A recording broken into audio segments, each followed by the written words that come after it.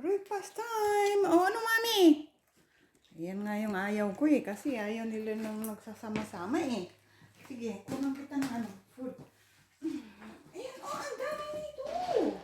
Ano ba, mami? Here. Ay, kulit na mga to. Naka-stress.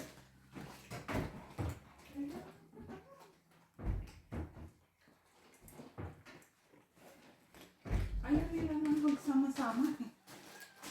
Okay, give me a little bit that.